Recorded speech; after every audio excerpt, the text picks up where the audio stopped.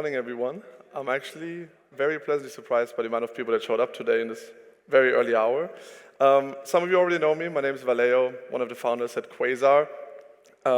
We've been at this Cosmoverse now for 3 times. So it's been Medellin, Istanbul, Dubai. So if any of you have been in all 3, I think we're all OGs at this point. And Quasar is making a pretty bold statement. And that is that we think we need to actually replace spot ownership so that the future of crypto actually works for people all around the world. You need to unite all of DeFi and all of crypto under a very easy product for end users. Otherwise, we're just going to be a little, pardon my French, cycle jerk of people that understand the crypto space, and we're never actually going to go into the mainstream. To understand this and the LSA vision, which is our kind of grand scheme, our milestone, northern star of how we get there, we want to kind of explain how we got to the stage of understanding the need for this product. Since last Cosmoverse, we've been essentially focused on concentrated liquidity vaults. So we've been focused on automating LP positioning for users into an automated product, so people don't actually have to manage the liquidity positions. And we saw a pretty big demand for this. In the early days of Cosmos DeFi, you essentially had almost no automations anywhere. The EVM space is significantly further ahead here than Cosmos, but even with a very rudimentary product, we kind of quickly scaled to getting at the peak. I think we had 8 to 9% of osmosis TVL. Since then, though, it has flattened out a little bit. There's been other evolutions in Cosmos DeFi that have contributed to fragmentation. But I think that this actually proved a very, very important point, which is that DeFi is very, very complicated nowadays. And I think if you look at the maturity cycles of markets, let's say gold, which was 50 years, the stock market, which was 25 years, people don't realize how quickly DeFi has actually matured. I think it's been 4 years, really, since we can call DeFi its inception. And at this point, I challenge anyone here to explain Pendle to someone that isn't in crypto. It is virtually impossible, which also means that we've kind of speedrun the need to build solutions that are automated for the end user. If we think about the stock market, what is the biggest product? It's the S&P 500, right? Because most users actually don't understand how to pick stocks, they don't understand how to trade stocks. And so what has happened now is that if you actually want to earn really competitive yield, it is a complete full-time job. There's many sponsors of this conference. I think DeFi Dojo is one of them, which is an entire community focused on helping people to achieve that. And I think the early days of getting 10,000 APR on the first DeFi primitive that you saw just isn't a real thing anymore. On top of that, fragmentation is becoming significantly worse by each day, which I don't think will stop ever. Fragmentation really is just another word for more and more yield destinations and more interesting tokens for people to trade. Now, as someone that understands the space, that is incredible, because the more derivatives you have of something, the more yield you can earn. But if we think about how do we get crypto to this next level, how do we get crypto to actually impact, not just millions of people, but billions of people, that is just not a feasible trajectory to go anymore. And at the end of the day, we all have to acknowledge that to some degree, crypto's main product is yield. On top of that, you kind of had this evolution where you took staking yields as a base yield in DeFi with liquid staking tokens, but it also has made it significantly worse. And the more fragmentation you have, especially in the shared security space, which is now very hot with EigenLayer, Babylon, and Symbiotic, you lose a lot of fungibility in DeFi positions. What used to be a liquidity position that I had and that you had suddenly is all NFTs. And you can't reuse those as, let's say, money markets or leveraging.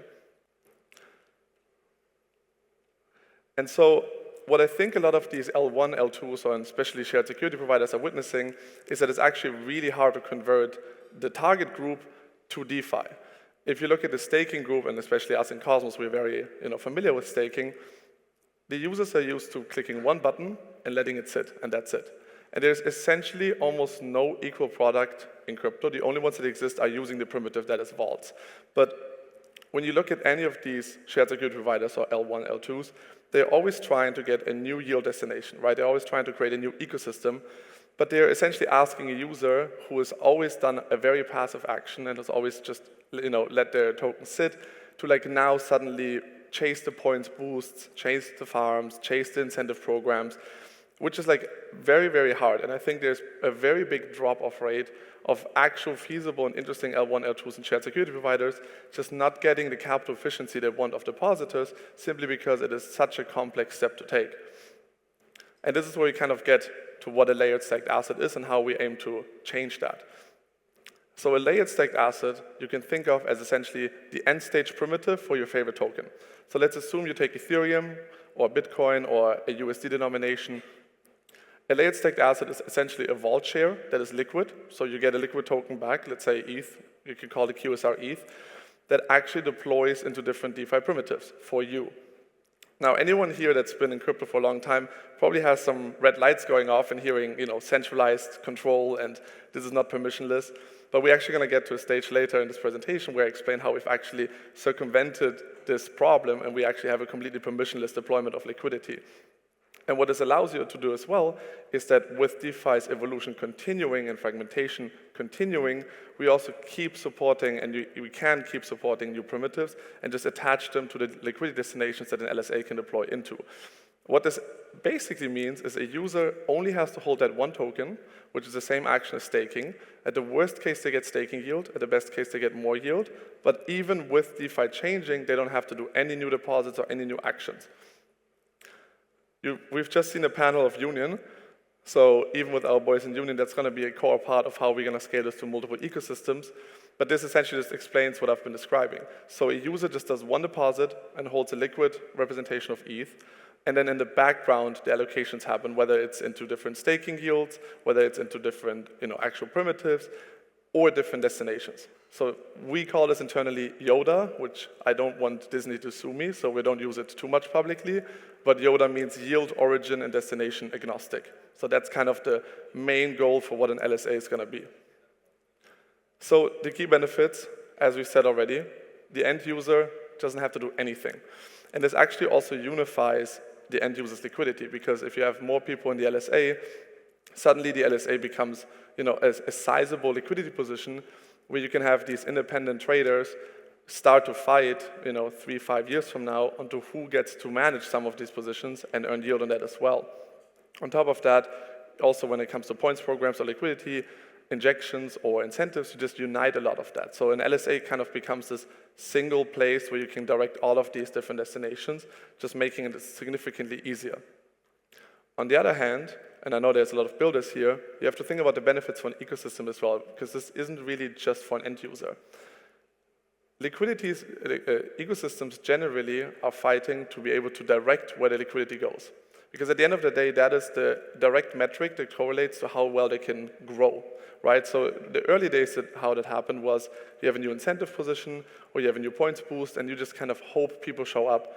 In game theory, that also that happens to some degree, but I think there's also many, many cases where you have these hidden gem yield positions that are desperately looking for liquidity and are just not being filled up because people's visibility of it is too low. So what actually happens with an LSA is that the user trades the control of where the deposits go to the ecosystem in return of rewards, which is a deal that both sides are very happy to take. So now ecosystems can decide, do they want to subsidize and incentivize yield and thus direct it to, let's say, this new L2 that they integrated into or this new money market integrated into, or do they just want to allocate it to where the highest yield is and just generate the user's actual real yield? And on the other side, the user kind of doesn't really care if it's incentives that they're receiving or real yield as long as the actual number is attractive. So that means that for the first time, ecosystem can actually acquire liquidity control, which is something that hasn't happened a lot. It's only happened indirectly, but with an LSA, you can actually do it in a direct package. Now, this is probably the most complicated side of the presentation, so I'll try to keep it on a high level, but if you want to read into this specific part, we have a docs page as well. But this is kind of how we solve the ability to take off-chain computation on-chain. So that is what we call our co-processor. That's a thing that everyone knows here around. Now, what this allows us to do is you can have let's say, Python script, or you can say an actual off-chain trader post different positions, let's say for Uniswap position, through a validator set that verifies within different limits that were set by decentralized governance if this is actually a valid thing to execute. And if it is, it's going to be posted on-chain. Obviously, you have to check if the actual posting is possible because of slippage or gas fees, so there's a couple more checks. But what this allows you to do is that a user doesn't have to expose their strategy on-chain. I think if we all think about V1 Urine, that's like the biggest problem really. It was that everyone can just see what the actual liquidity is going to do, which means everyone can counter trade it and you just lose a bunch of rewards, or you actually even lose your underlying capital. This is also the reason why hedge funds pay millions of dollars to people that are leaving, so they never leak the strategy. So we try to figure out a way how we can actually kind of come forward towards the trading flows that we are used to from TradFi, but make them DeFi possible. And that is how we do it through the decentralized governance. So for the Quasar roadmap, anyone here that's been with Quasar, we've actually had quite an interesting few months. We've announced our expansion to EVM, which is why we are on this track. We started off in Cosmos, and we realized that the DeFi fragmentation and the complexity of destinations is actually significantly worse on the EVM side and significantly more interesting to look at just because there's more total liquidity. The same, by the way, goes for BTC-Fi as well. And so what we've come up with to get to the LSA, which is, again, our North Star, is a Lego block design. So we have to start from the bottom and then build up different vaults that actually, say, primitive agnostic vaults, and then you have the ecosystem-specific vaults, and then you have the shared security provider vaults, and you kind of start building that system together. So what we're doing next, and you're going to hear some of this in the next few weeks, is build the first Pro Vault, which really is almost the last stage before the actual LSAs. The strategy keeper network, finishing that up. Now, we, I think at this point, are probably the only Cosmos project that went private again. So we actually had a token launch, had the token out, and then took it private again, which is setting us up for this ability to expand to the EVM, whether that is through becoming an AVS and using the core processor capabilities of an AVS, or whether that's through actual just relisting on the mainnet EVM.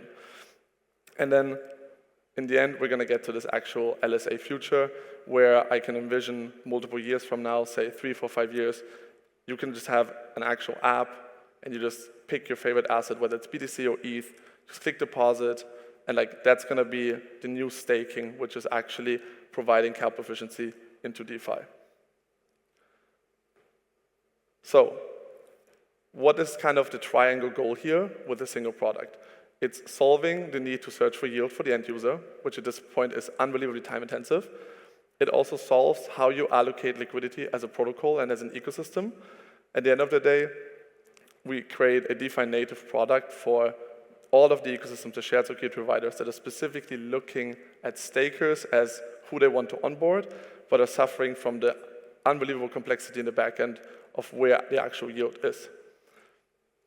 So Quasar.fi is the domain. If you want to look more into the actual specifics of what I talked about, it's docs.quasar.fi. Thanks everybody for listening. I appreciate your time, and have a nice third day at Cosmoverse. Thank you. Thank you very much, Vallejo.